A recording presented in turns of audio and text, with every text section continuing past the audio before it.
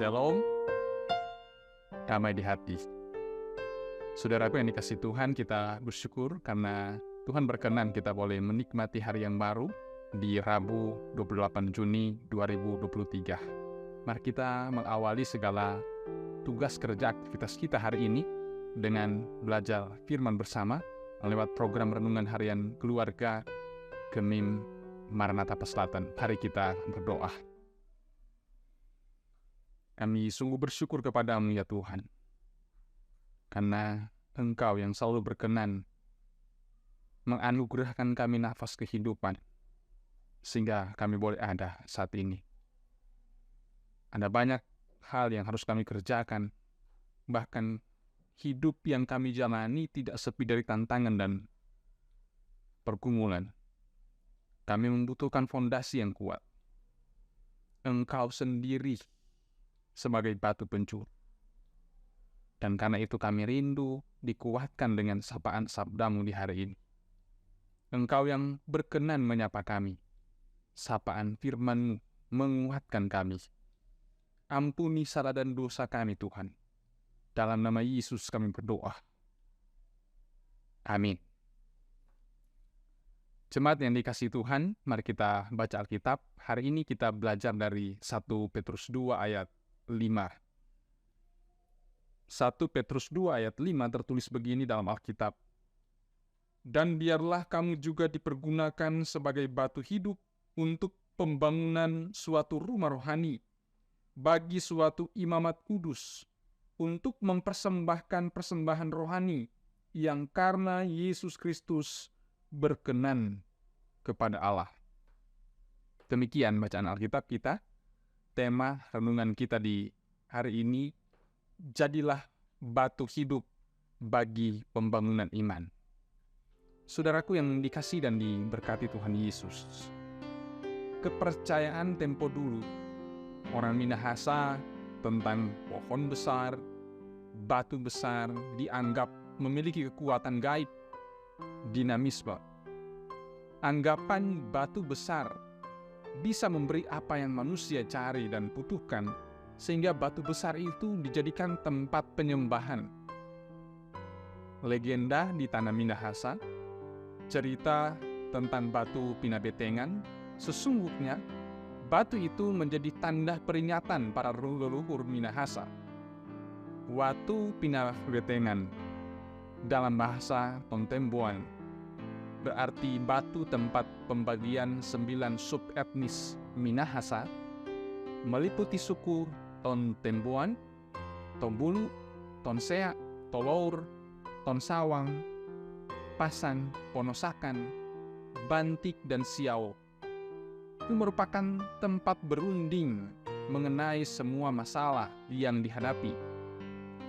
Kecenderungan orang beranggapan batu itu bisa memberi jawaban semua persoalan yang dibutuhkan orang, yakni harta, jabatan, dan kedudukan, dan lain-lain.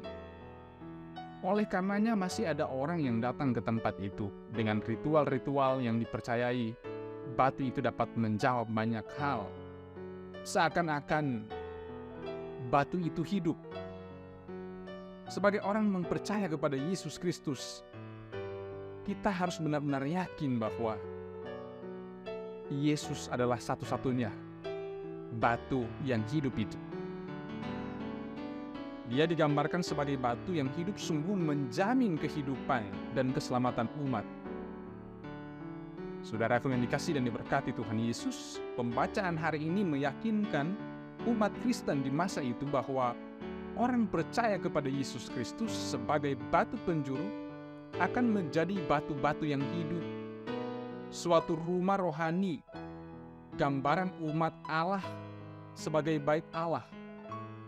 Pembangunan suatu rumah rohani, gereja dilihat memiliki kemuliaan yang melampaui kemuliaan bait Allah orang Yahudi.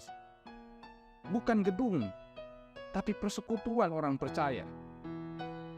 Imamat kudus untuk mempersembahkan persembahan rohani yang karena Yesus Kristus berkenan kepada Allah. Sehingga bagi orang percaya pengorbanan Yesus Kristus di kayu salib merupakan kurban yang menggantikan kurban-kurban umat Yahudi sebagai pintu pembuka jalan ke tempat yang maha kudus. Dari pengorbanan ini, orang yang semula berdosa sekarang dapat mempersembahkan kurban berkenan kepada Tuhan Allah. Saudaraku yang dikasihi dan diberkati Tuhan Yesus, firman hari ini mengajak keluarga Kristen menjadi batu-batu hidup yang dapat membangun rumah rohani dalam setiap kehidupan keluarga, sehingga kita bertumbuh dan berbuah dari batu hidup yang berpusat pada Yesus Kristus sendiri. Pembangunan yang tidak hanya berfokus pada rumah rohani secara fisik, gedung gerejanya, tetapi terutama dan terpenting, rumah rohani itu akan menghasilkan generasi gereja yang kuat dan tangguh, tidak mudah dikalahkan oleh dunia sebagai wujud persembahan rohani umat kepada Tuhan Allah dalam Yesus Kristus, Juru Selamat kita.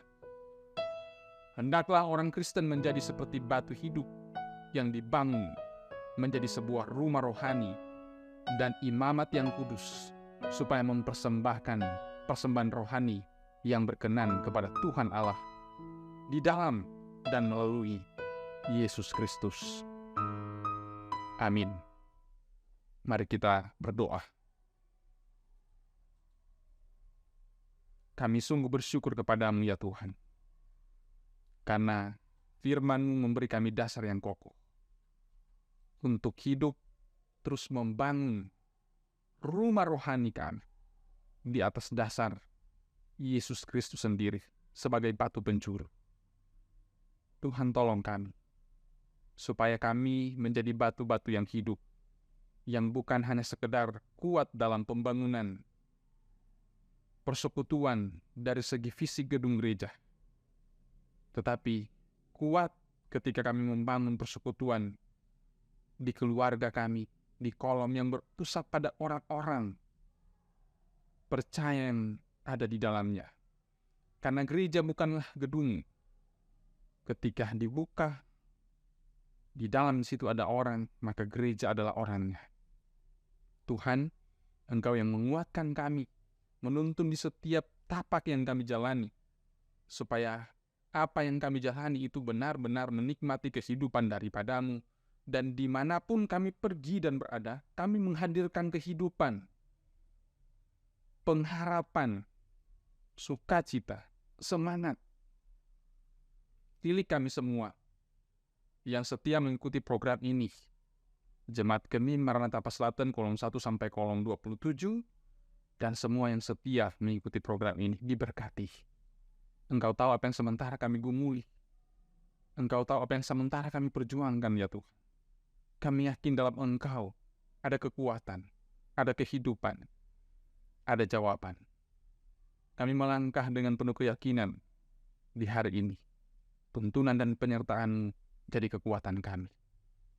Ini kami yang berdoa kepada-Mu ya Tuhan, dalam nama Tuhan Yesus. Amin. Demikian ibadah kita di hari ini, di Rabu 28 Juni 2023. Tetap semangat untuk menjalani hari anugerah Tuhan dan tetap setia mengikuti program Renungan Harian Keluarga ini. Yang boleh merasa diberkati, kiranya boleh like, share, dan subscribe channel kami, supaya semakin banyak orang yang boleh diberkati lewat program ini.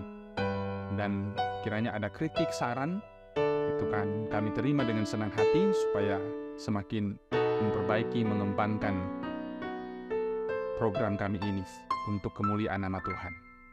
Tuhan Yesus memberkati.